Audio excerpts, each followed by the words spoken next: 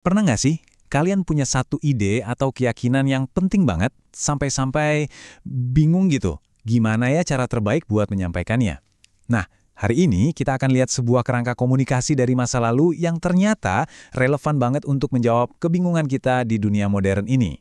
Coba deh kita pikirin barang-barang sejenak. Waktu ada sesuatu yang benar-benar berharga di hati kita, sebuah gagasan, sebuah keyakinan, gimana cara terbaik buat nge-share-nya? Apa harus dengan argumen yang kuat? Atau sentuhan emosional? Atau mungkin kombinasi keduanya ya? Ternyata nih, pertanyaan tadi itu udah ada jawabannya ribuan tahun lalu. Dalam tradisi Islam, ada konsep yang namanya dakwah, yang artinya mengajak. Tapi jangan salah sangka dulu, ini bukan sekedar perintah untuk ngomong, tapi sebuah panduan lengkap tentang seni berkomunikasi yang efektif sekaligus beretika. Nah, fondasi dari seni komunikasi ini dibangun di atas dua pilar utama dari Al-Quran. Di satu sisi, ada surah An-Nahl ayat 125 yang jadi panduan soal bagaimana cara kita berkomunikasi. Di sisi lain, ada surah Al-Mudatsir ayat 1-6 yang ngasih kita pemahaman tentang mengapa kita perlu berkomunikasi dan semangat apa sih yang harus jadi dasarnya. Yuk, kita bedah satu persatu. Oke, kita mulai dari yang pertama ya. Anggap aja surah An-Nahl ayat 125 ini sebagai buku panduan komunikasi kita. Isinya bukan cuma tentang apa yang harus diomongin, tapi yang jauh lebih penting, bagaimana cara menyampaikannya. Ayat ini dimulai dengan perintah yang jelas banget. Serulah ke jalan Tuhanmu. Sebuah ajakan yang aktif kan? Tapi yang bikin ini luar biasa adalah kelanjutannya.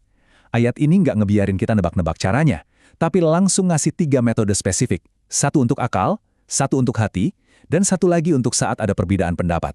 Nah, ini dia nih, 3 pilar komunikasinya. Pertama, pendekatan logis lewat al-hikmah atau kebijaksanaan. Kalau itu belum cukup, ada pendekatan emosional lewat al-mau'idzah al-hasanah atau pelajaran yang menyentuh hati. Dan bahkan saat berdebat pun ada aturannya, al-mujadalah, yaitu berdiskusi dengan cara yang paling baik.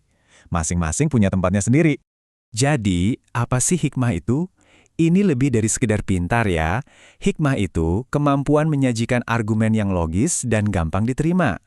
Bayangin deh seorang dokter yang nggak cuma tahu penyakitnya, tapi juga tahu cara ngomong ke pasien dengan bahasa yang menenangkan dan bisa dimengerti.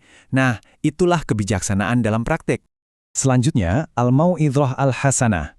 Kalau hikmah tadi sasarannya akal, yang ini sasarannya langsung ke hati. Tujuannya adalah memotivasi lewat nasihat tulus dan cerita-cerita yang menginspirasi. Kuncinya di sini adalah kelembutan, bukan memaksa, tapi mengajak dengan empati. Dan yang ketiga, al-mujadalah. Ini panduan buat situasi yang paling sulit, perdebatan. Tapi bahkan di sini pun, etikanya jelas banget. Lakukan dengan cara terbaik. Artinya, nggak ada kata-kata kasar, tetap tenang, dan pakai logika yang jernih. Tujuannya bukan buat menang, tapi untuk saling mencerahkan. Sesuatu yang jujur aja, kita butuhin banget di era debat online sekarang ini kan? Oke, kita udah bahas gimana caranya. Sekarang, yuk kita geser ke pilar kedua. Kalau surah An-Nahl tadi soal metodenya, maka surah Al-Mudatsir ini lebih ke soal motivasi internal dan tanggung jawab pribadi di balik panggilan untuk berkomunikasi itu. Ayat-ayat ini termasuk yang paling awal diturunkan kepada Nabi Muhammad. Coba bayangin deh, di masa-masa awal yang penuh ketidakpastian, perintah yang datang terasa sangat personal dan mendesak. Ini bukan lagi soal teori, tapi sebuah panggilan langsung untuk bangkit dan bertindak. Di sini ada 5 perintah inti. Ada perintah untuk bertindak keluar, yaitu bangun dan beri peringatan. Terus ada perintah buat menjaga kondisi batin, yaitu agungkan Tuhanmu. Kemudian ada perintah untuk menjaga kebersihan lahir dan batin, bersihkan pakaianmu dan tinggalkan dosa. Dan yang terakhir, sebuah prinsip etika yang fundamental, memberi tanpa mengharap imbalan lebih. Lihat deh gimana perintah-perintah ini menciptakan sebuah harmoni yang indah banget.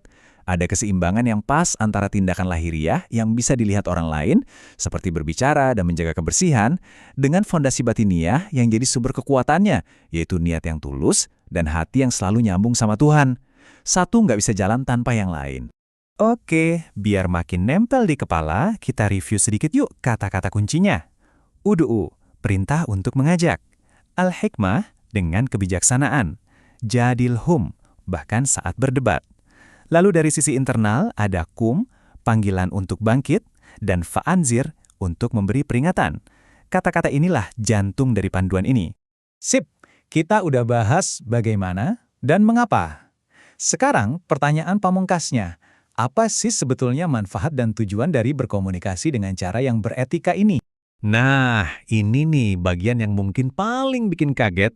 Ternyata manfaat pertama dari dakwah itu bukan untuk mengubah orang lain, tapi justru untuk mengubah diri kita sendiri dulu.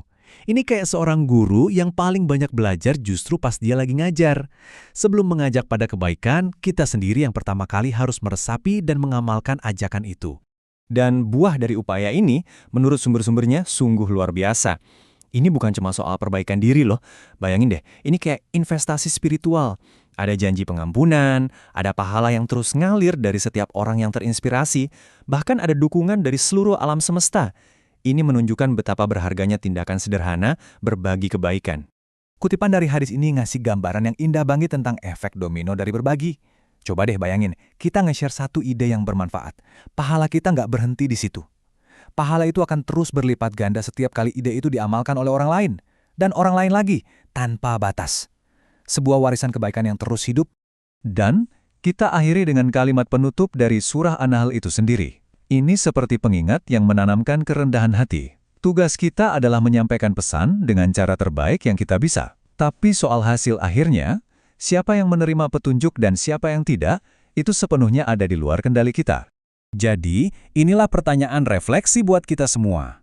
Di tengah dunia yang penuh teriakan dan opini kasar, apa yang bisa kita pelajari dari model komunikasi ini? Sebuah model yang mengutamakan kebijaksanaan di atas amarah, kelembutan di atas paksaan, dan dialog yang membangun di atas debat yang menghancurkan. Terima kasih sudah menyimak.